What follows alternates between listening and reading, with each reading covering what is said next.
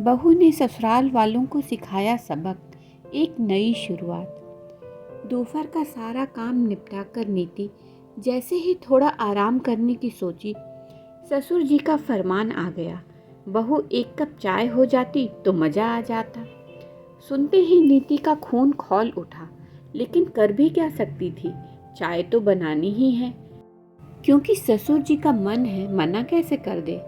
इस घर में आई तो थी नीति बहू बनकर, लेकिन रह गई सिर्फ नौकरानी बनकर। सबकी फरमाइश पूरी करना, घर का सारा काम करना, ऊपर से चार बातें सुनना, वो भी बिना किसी तनख्वाह के और इज्जत के। किसी को भी उसकी नहीं पड़ी है, वो मरे या जिए, बस सबका काम होना चाहिए। कहाँ गई वो नीति जो सिर्फ अपने मन की सुनती थी, जिसे खाना या पानी का एक गिलास भी हाथ में चाहिए होता था। सारा काम दिल से करती थी, अपने कैरियर को लेकर कितना सोचती थी, सारी दुनिया घूमना चाहती थी। कितने सारे ख्वाब थे उसकी आंखों में। सोचकर ससुराल आई थी कि सबकी इतनी सेवा करेगी कि सब उसे पलकों पर बिठा कर रखेंगे। प्रेम और लगाव से सारे लोगों का दिल जीत लेगी, सब उसे रानी बनाकर रखेंगे। रानी का तो पता नहीं, पर नौकरानी जरूर बन गई थी वो इस घर की। दुनिया घूमने का पता नहीं, उसकी तो पूरी दुनिया ही घूम गई थी। कैरियर का तो दूर दूर तक कोई अंश भी नहीं दिख रहा था। खैर, चाय बनाने को वो उठी बेमन से। थकावट से सारा शरीर जवाब दे रहा था।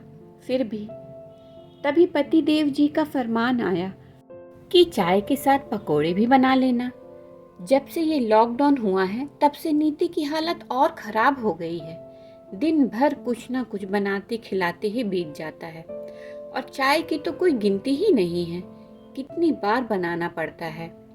नीति किचन में चाय पकोड़े बना रही है और सारे लोग गार्डन में बैठकर गप्पे लगा रहे हैं। माँ, जब लॉकडाउन खत्म होगा ना, तो तुम्हें सारे तीर्थ करवा देंगे। अब जिंदगी का कोई भरोसा नहीं है, अभी है, कल रहे या ना रहे। पति देव जी अपनी माँ जी को बोल रहे हैं। हाँ भैया, मैं भी सोच रहा हूँ अपने सारे शौक पूरे कर लूँ, नहीं तो पता चला ऐसे ही मर गए। और भैया छोटी बहन की शादी भी करवा देंगे, नहीं तो इसे भी कुंवारी ही मरना पड़ेगा। सब हंसने लगे। नीति का देवर अपनी छोटी बहन की खिंचाई कर रहा है। सब लोग अपनी अपनी बातें कर रहे हैं। कोई लॉकडाउन खुलने के बाद ये करेगा, वो करेगा, लेकिन किसी के जवान पर नीति का नाम भी नहीं था। उनकी बातें सुनकर नीति को ऐसा लगा कि वो इन लोगों का कोई नहीं है।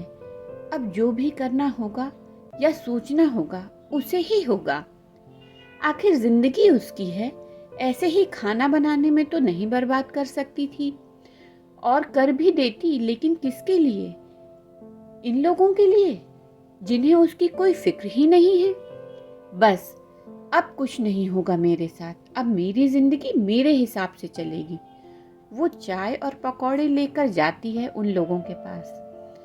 अरे बहू, बन गए चाय पकौड़े, बड़ी देर लगा दी, लाओ यहाँ रख दो।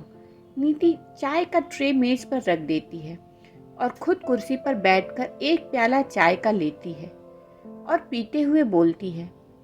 वो मैं क्या कह रही थी सासू माँ, आप ना एक अच्छी बाई ढूंढ लीजिए, क्योंकि मैं सोच रही हूँ लॉकडाउन खुलने के बाद डांस क्लास ज्वाइन कर लूँ। बहुत दिन हो गया डांस किए हुए, तो कुछ स्टेप भूल गई हूँ। खूब अच्छे से सीख कर अपना खुद का डांस क्लास खोलूँगी। पापा ने जो दहेज में पैसे दिए थे, वो तो होंगे ही ना। आप लोगों के पास तो पैसे की तो कोई चिंता ही नहीं है। सब लोग नीति का मुंह आंखें फाड़ कर देखते रह जाते हैं। क्यों, क्या हुआ आप लोगों को, ऐसे क्या देख रहे हैं? मेरी भी तो एक ही जिंदगी है ना, सारे शौक तो इसी जिंदगी में पूरी करूंगी ना।